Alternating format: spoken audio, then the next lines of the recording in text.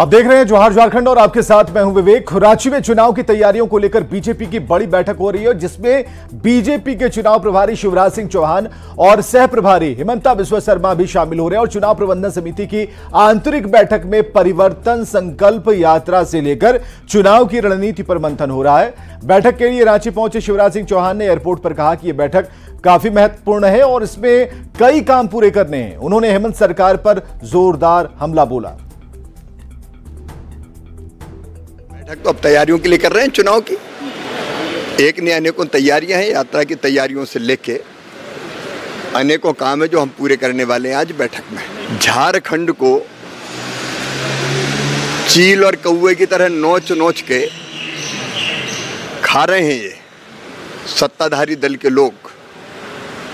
भ्रष्टाचार की अति है, अन्याय की पराकाष्ठा है, नोटों के पहाड़ यहां बरामद हो रहे हैं। 5 साल तक एक नौकरी नहीं दी और अब चुनाव के समय 10-10 किलोमीटर तक दौड़ा रहे हैं। युवाओं की जान जा रही है और पूरे झारखंड में जो हो रहा है डेमोग्राफिक चेंज, ये भयावह है, भयानक है। 5 साल में एक वादा पूरा नहीं किया। 2000 रुपया चूल्हा खर्च देने का वादा किया था, अब चुनाव के समय केवल 1000 रुपया पकड़ा के जाल बिछा रहे हैं केवल वोटों के लिए। हम इसको उजागर करेंगे और इस सरकार को भारतीय जनता पार्टी की हमारी झारखंड की लीडरशिप उखाड़ के फेंकेगी। और झारखंड में बीजेपी के सह चुनाव प्रभारी और असम के मुख्यमंत्री हिमंता बिस्वा शर्मा ने चुनाव तक रांची में अपना ठिकाना ढूंढ लिया है। हिमंता बिस्वा शर्मा रांची के हरमू में सहजानंद चौक के पास एक घर में रहेंगे और यहीं से विधानसभा चुनाव की हर रणनीति की मॉनिटरिंग करेंगे, दिशा निर्देश देंगे। और यह आवास बीजेपी के पूर्व सांसद आर.के. सिन्हा का है, जिसमें फिलहाल हिमंता बिस्वा शर्मा रहेंगे। असम के सीएम और झारखंड के सह चुनाव प्रभारी हिमंता बिस्वा शर्मा का नया ठिकाना रांची के हरमू में होगा। मेरे ठीक पीछे जो आप बोर्ड देख रहे हैं, आर.के. सिन्हा लिखा है, पूर्व सांसद राज्यसभा भाजपा। और ये जो आप बिल्डिंग देख रहे हैं, ये नया ठिकाना हम इसलिए कह रहे हैं क्योंकि जो जानकारी आ रही है उसके मुताबिक अब जब भी हिमंता बिस्वा शर्मा यहाँ झारखंड के दौरे पर होंगे, यही इसी मकान में उनका रेसिडेंस होगा, उनसे लोग मिलने के लिए आएंगे। और आर.के. सिन्हा का जो ये आवास है वो हरमू के सहजानंद जो चौक है उससे ठीक पहले है। आज सुबह से ही यहाँ पर जैसे ही लोगों को, खासकर बीजेपी के जो नेता हैं, कार्यकर्ता हैं, उन्हें जब पता चला कि असम के सीएम यहाँ ठहरे हैं, तो जो चुनाव लड़ने की इच्छा रखने वाले तमाम बीजेपी के अलग अलग विधानसभा क्षेत्रों के ऐसे नेता हैं, वो यहाँ पहुंचे थे और इसी आवास से हिमंता बिस्वा शर्मा बीजेपी कार्यालय के लिए गए हैं। और जो जानकारी आ रही है, जो हमारे सूत्र बता रहे हैं कि अब जब भी हिमंता बिस्वा शर्मा झारखंड में होंगे, रांची में होंगे, तो उनका ये नया ठिकाना होगा, क्योंकि यहीं वो रुकेंगे। एक बात यह भी कही जा रही है कि लगातार जो झारखंड के सत्ता पक्ष के लोग हैं, उनके द्वारा सवाल उठाए जाते हैं कि कितनी बार हिमंता बिस्वा शर्मा आएंगे और जाएंगे। इस लिहाज से भी अब ये कह सकते हैं कि जब चुनाव बहुत नजदीक होगा तो यहीं से सारी चीजें हिमंता बिस्वा शर्मा मॉनिटरिंग करेंगे। कैमरा पर्सन संत के साथ अविनाश कुमार, न्यूज 18 रांची। रांची में प्रमंडलीय सहकारिता महासम्मेलन का आयोजन किया गया, जिसमें 236 मोबाइल चिकित्सालय की शुरुआत की गई है। इस मौके पर सीएम हेमंत सोरेन ने पार्क का उद्घाटन किया। कार्यक्रम में विभागीय मंत्री मौजूद रहे।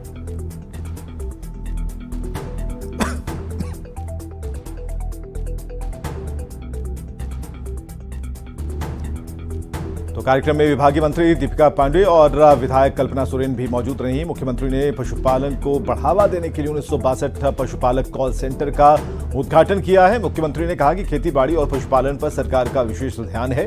पहले पशुओं के बीमा नहीं होती थी, अब पशुओं की भी बीमा हो रही है।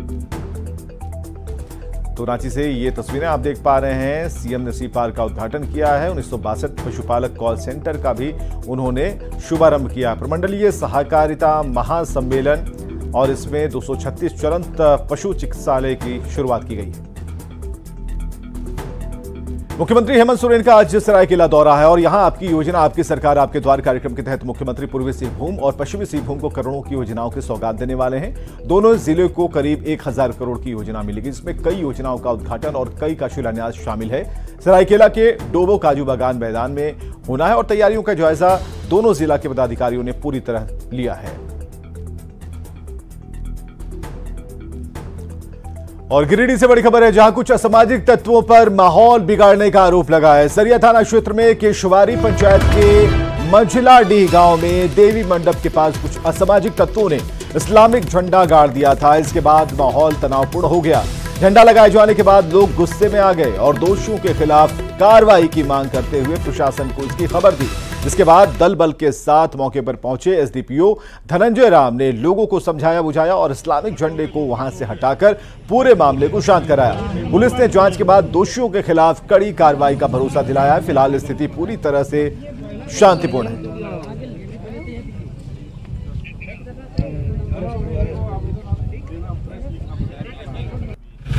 उनके सर कुछ पता चल पाया आप तक क्या किनके द्वारा या अभी इसमें जांच के क्रम में अभी जांच में जो आएगा। तो गिरिडीह से ये तस्वीरें हम आपको दिखा रहे हैं। इस्लामिक झंडा के गाड़े जाने से जुड़ा हुआ ये मामला, कुछ असामाजिक तत्वों ने इस काम को अंजाम दिया, माहौल बिगाड़ने की कोशिश की गई है और कुछ असामाजिक तत्वों पर ही आसपास के जो स्थानीय लोग हैं उन्होंने ये आरोप लगाया। देवी मंडप के बाद ये इस्लामिक झंडा लगाया गया था और ये तस्वीरें आपको दिखा रहे हैं, दो तस्वीर जहां पर वहां पर पुलिस पहुंची है और दूसरी तरफ इस्लामिक झंडा जिसे गाड़ा गया था उसे हटाया गया।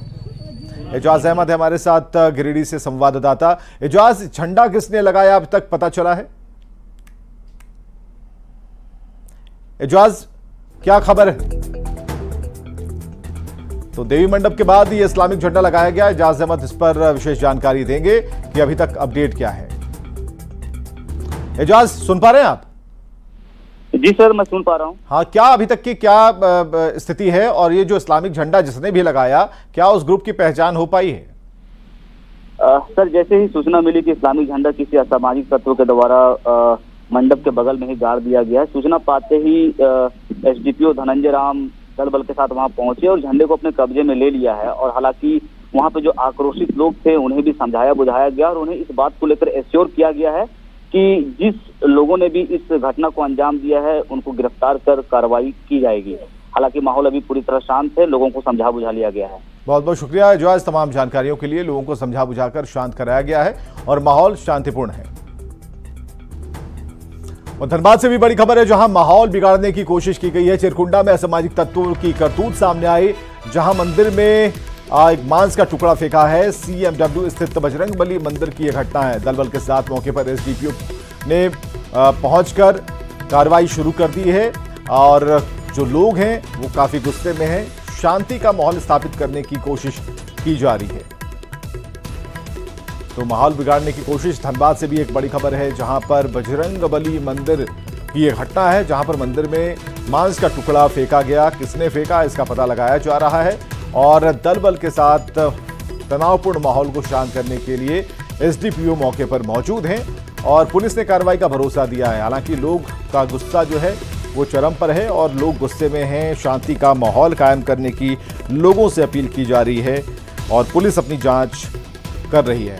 और संजय गुप्ता है धनबाद संवाददाता हमारे साथ। संजय, क्या जानकारी मिल पाई अब तक? फिलहाल तो जो घटना थी उसके बाद पुलिस और दल बल के साथ पहुंची, वहां का स्थानीय एसडीपीओ पहुंचा। मामला को अब जो है तो शांत करा दिया गया। पुलिस ने आश्वासन दिया है कि जो भी लोग इसमें संलिप्त है उन सभी पर कार्रवाई होगी, उनकी गिरफ्तारी जल्द से जल्द होगी। सूचना ये भी मिल रही है कि कुछ लोगों को पुलिस ने हिरासत में लिया और उनसे पूछताछ की जा रही है। लेकिन जैसे ही बजरंगबली के मंदिर में मांस का टुकड़ा मिलने की सूचना स्थानीय लोगों को मिली तो उसके बाद जो है सब लोगों का आक्रोश पूरी तरह से भड़क गया था और लोग वहां पर काफी संख्या में जमा हो गए। धीरे धीरे लोग जो है तो पुलिस प्रशासन पर भी सवाल उठाने लगे और आज जबकि समाधान शिकायत शिविर का भी पुलिस आज आयोजन की थी, तो ऐसे में उस दिन ही ये घटना आज के दिन ये घटना कहीं ना कहीं पुलिस पर भी एक सवाल है, क्योंकि आज मंगलवार है और बहुत से हिंदू जो आस्था में विश्वास रखते हैं वो मंदिरों में बजरंगबली की पूजा करने जाते हैं और जब साफ सफाई की जा रही थी उसी समय मंदिर में जो है तो मांस का टुकड़ा देखा गया। फिलहाल पुलिस जो है तो मामले को किसी तरीके से शांत कराया है, लोगों को आश्वस्त किया है कि जो भी इसमें शामिल लोग हैं उन पर कार्रवाई जरूर होगी। लेकिन वहीं इस मामले में जो है भाजपा के सांसद ढुल्लू महतो का कहना है कि झारखंड में जब से जेएमएम और कांग्रेस की सरकार बनी है तब से असामाजिक तत्व, शरारती तत्वों का जो मनोबल है काफी बढ़ गया। आए दिन इस तरह की घटनाएं जगह जगह पर देखने को मिलती है और जिसका उदाहरण अभी चिरकुंडा थाना क्षेत्र है या बजरंगबली मंदिर परिसर है। उन्होंने कहा है कि इस तरह की चीजें जो हो रही है उसे भाजपा किसी भी सूरत पर बर्दाश्त नहीं करेगी और जो लोग इसमें संलिप्त है उन पर कार्रवाई पुलिस को जल्द से जल्द करना होगा, नहीं तो फिर भाजपा अपना एक अलग रूप दिखाएगी। बहुत बहुत शुक्रिया तमाम जानकारियों के लिए संजय। प्रधानमंत्री नरेंद्र मोदी 15 सितंबर को जमशेदपुर से 4 वंदे भारत एक्सप्रेस ट्रेन को हरी झंडी दिखाएंगे, जिसमें देवघर से वाराणसी के बीच चलने वाली वंदे भारत ट्रेन भी शामिल होगी। ऐसे में आसनसोल डिवीजन के एसडीआरएम आशीष भारद्वाज ने देवघर में वैद्यनाथ धाम रेलवे स्टेशन का जायजा लिया। ट्रेन की शुरुआत से पहले सभी कार्यों को दुरुस्त किया जा रहा है। देवघर रेलवे स्टेशन से रोहिणी बाईपास का काम चल रहा है और ऐसे में 4 महीने तक वैद्यनाथ धाम रेलवे स्टेशन बंद रहेगा और इस दौरान देवघर स्टेशन से ही वंदे भारत ट्रेन चलेगी। तो 15 सितंबर से पीएम दिखाएंगे हरी झंडी और ये आप देख पा रहे हैं बाबा धाम में जो व्यवस्थाओं को दुरुस्त करने की जो तैयारी है शुरू कर दी गई है और आसनसोल के एडीआरएम ने पूरे कार्य का निरीक्षण किया है। वाराणसी टू देवघर वंदे भारत एक्सप्रेस चलाई जानी है।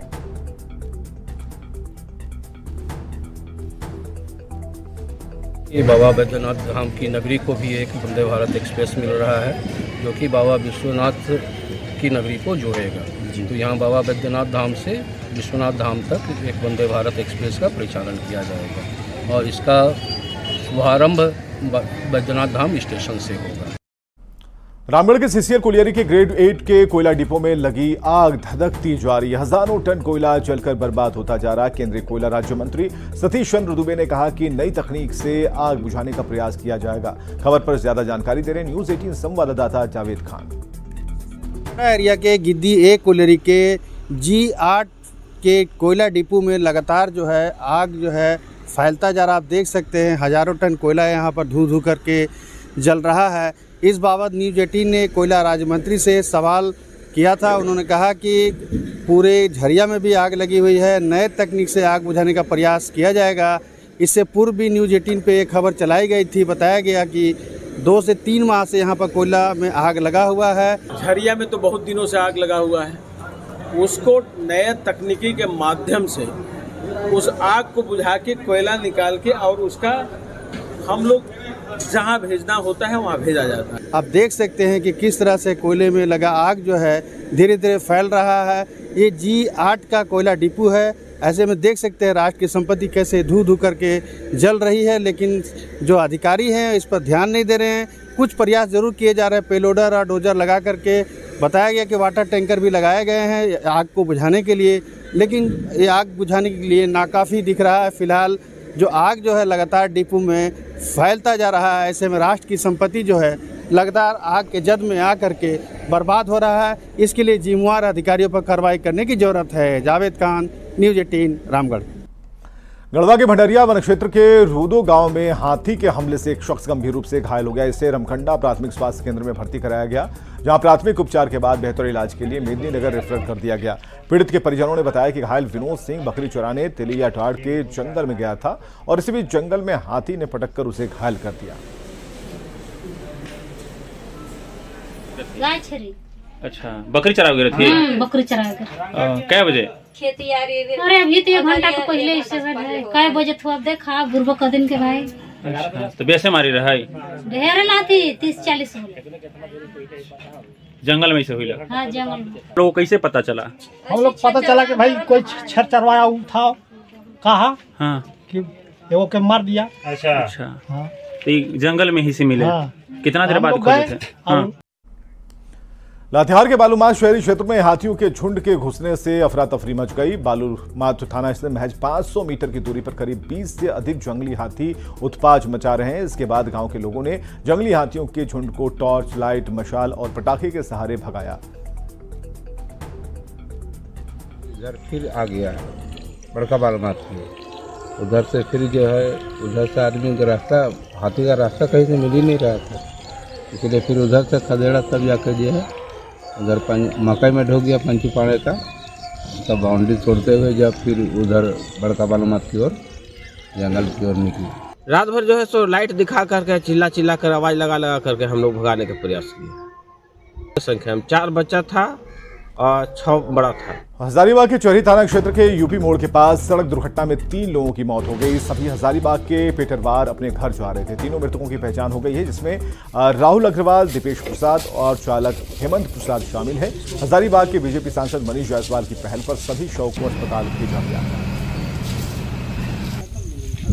जहाँ पर ये एक्सीडेंट हुआ है उसको ब्लैक स्पॉट बनाना चाहिए राज्य सरकार और केंद्र सरकार दोनों को। दूसरा है कि NHI का एम्बुलेंस जब चरही में रहता है, उसी सराउंडिंग एरिया में रहता है, तो सिर्फ एक्सीडेंटल मरीज को, दुर्घटनाग्रस्त मरीज को ही पहुंचाने के लिए अस्पताल ना हो, बल्कि जो शव हैं उनको भी सम्मान देते हुए उनको भी अस्पताल तक, कम से कम सुरक्षित स्थान तक अगर पहुंचाया जाए। धनबाद के घनवाडी थाना क्षेत्र के मोहरी बांध में मारपीट हो गई। मूर्ति विसर्जन के दौरान 2 गुट आपस में भिड़ गए और एक युवक के गंभीर रूप से घायल होने की सूचना है। आनन फानन में पुलिस और स्थानीय लोगों ने घायल को SNMMCH में भर्ती कराया, जहां इलाज के दौरान पंकज नाम के युवक की मौत हो गई। परिजनों ने अभिषेक निषाद पर पीटकर हत्या करने का आरोप लगाया है। अरुण निषाद है, रंजित निषाद है, सब है, सब है। मोरीबन में पुलिस को गए थे हम और माँ बोलने के लिए, रोटी खा रहा भी बोला, अभी हम नहीं जाएंगे। दारू बचवा था पुलिस ने, घनवाडी ऑफिस वाला। जैसे घटना है कि उसको मार के फेंक दिया। किसको? पंकज कुमार रोड पर। हम लोग को पता चला कि कोई मारपीट किया है। हम लोग गए, उसे उठा के लाए प्रसाद नर्सिंग होम, वहाँ से कह के सीरियस है इसका, ले जाइए ना अथी PMCH हम लोग लाए हैं। अभी क्या स्थिति? अभी तो डॉक्टर साहब कहे कि अभी दवा दारू चल रहा है। लोग बता रहे परिवार लोग की मृत हो। भाई हमें तो नहीं पता, अब तो डॉक्टर साहब ने बताएंगे, हम कैसे बता पाए, हम डॉक्टर नहीं है ना भैया। तो मोर्चरी में जिंदा रखा जाता है? नहीं तो अभी तो अथी में है, अब तो डॉक्टर साहब बताएंगे। गिरिडीह में स्वच्छ पीने के पानी को लेकर लोग परेशान हैं। शहर में खंडोली डैम से पानी सप्लाई किया जाता है, लेकिन डैम के पास वाटर ट्रीटमेंट प्लांट में पानी का फिल्ट्रेशन नहीं हो पा रहा। इसकी वजह से शहर वासियों को साफ पानी नहीं मिल पा रहा। बारिश के मौसम में गंदे पानी के इस्तेमाल से तरह तरह की बीमारियां फैलने का डर बना रहता है।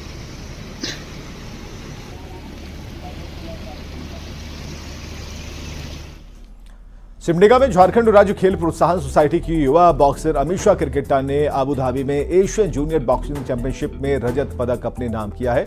54 किलो भार वर्ग के फाइनल में अमीशा को तजाकिस्तान की बॉक्सर अब्दुल्लाइबा के हाथों 1-4 से हार का सामना करना पड़ा और इसके पहले अमीशा सेमीफाइनल में मंगोलिया की बॉक्सर को हराकर फाइनल में उन्होंने अपनी जगह बनाई थी। मैं तो इतना खुशी हो रहा हूँ, भारत पिक पर हंटोली से इतना अच्छा प्राइज एथी कर रही है, इसलिए मैं और आगे बढ़ो। मैं तो ये चाहता हूँ। और कुछ मेरा बच्ची और गरीबी रेखा से पढ़ के लिख के निकल गई थी और निकली है, इसलिए भारत देश का और थोड़ा सा और जागृति करो। ऊपर से पहानटोली नाम भी है और पहान परिवार से ही लोग हैं। इनके बाप दादा जो हमारे सब पहानी करते हैं, हम लोग का पूरा गांव का पूजा पाठ यही लोग करते हैं। बहुत खुशी की बात है कि विश्व में यहाँ पर एकपारा रेंगारी का नाम रोशन हो रहा है, साथ में झारखंड का, हमारा देश का भी नाम रोशन कर रही है। बहुत खुशी की बात है। अमीशा और आगे बढ़े, यही शुभकामना है। जमशेदपुर टाटा स्टील प्रबंधन और टाटा वर्कर्स यूनियन के बीच बोनस समझौता पर हस्ताक्षर हुआ है। बताया जा रहा है कि पहले के तय फॉर्मूला के तहत कर्मचारियों को काफी कम बोनस मिलता था, लेकिन टाटा स्टील के MD TV नरेंद्रन और टाटा वर्कर्स यूनियन के अध्यक्ष संजीव चौधरी समेत अन्य पदाधिकारी के दबाव के बाद ये राशि बढ़ा दी गई और इसके तहत कर्मचारियों को बोनस के मद में इस साल 303 करोड़ मिलेंगे और 25,000 कर्मचारियों के बीच इसे बांटा जाएगा। बोनस समझौता होने पर कर्मचारियों ने टाटा वर्कर्स यूनियन के पदाधिकारी का ढोल नगाड़ा बजाकर स्वागत किया। पैसे सम्मिलित होने से बहुत विचार विमर्श करके प्रोविजन फंड लाके जो एक सम्मानजनक बोनस पहुंचा। हम लोग लेते हैं प्रबंधन से 1.5% अपना फॉर्मूला है, plus productivity plus profitability plus LTIFR, ये फार्मूला का सम हम लोग लेते हैं। अगर फेटल नहीं होता है तो 14 करोड़ आएगा, लेकिन वो आता नहीं है, फेटल हो जाता है। हम लोग दुर्भाग्यशाली हैं। दूसरा चीज़ क्या है कि पैसा जब डिस्पर्स होता है अकाउंट्स के माध्यम से, तो डिफरेंट टाइप के बेसिक ग्रेड के लोग हैं, तो ऑटोमेटिक अनुपात में आ जाता है। लेते हैं हम लोग अपना फार्मूला से, अनुपात में चला जाता है डिफरेंट टाइप का बेसिक। 11,275.09 करोड़ ये नेट प्रॉफिट हमारा 1127.09 करोड़। 1127.5 ना? हाँ जी, पेपर आप लोगों के पास होगा, पेपर मिल जाएगा, पेपर अभी मिल जाएगा। उसका पहला वाला में आपका स्टार्टिंग में दिलू है 1127.09 करोड़। अगर इसका हम लोग 1.5 कैलकुलेट करते हैं तो आप अपनी दाएं तरफ उसका देखिएगा, वो अमाउंट आता है 169.13। ये हमारा 1.5 का जो हुआ पहला। सेम चीज़ अगर हम आइए प्रॉफिटेबिलिटी का, तो जितना भी हमारा जो सेलेबल जो ये रहता है, जितना टन हम सेल करते हैं। रांची के धुर्वा स्मार्ट सिटी में एक तरफ जहां अभ्यर्थी अंदर दौड़ लगा रहे थे तो बाहर उनके परिजन उनके लिए दुआएं कर रहे थे। हालांकि इस बीच एक अभ्यर्थी की तबीयत बिगड़ गई, उसे एम्बुलेंस से रांची सदर अस्पताल भेजा गया, लेकिन खुशनुमा मौसम में हो रही दौड़ से सभी के चेहरे पर सुकून दिख रहा है। न्यूज 18 से बातचीत में परिजनों ने बताया कि पुरानी बातों को भूलकर अब आगे बढ़ना है। परिजनों और कुछ अभ्यर्थियों से बात की न्यूज 18 संवाददाता संजय कुमार सिन्हा ने।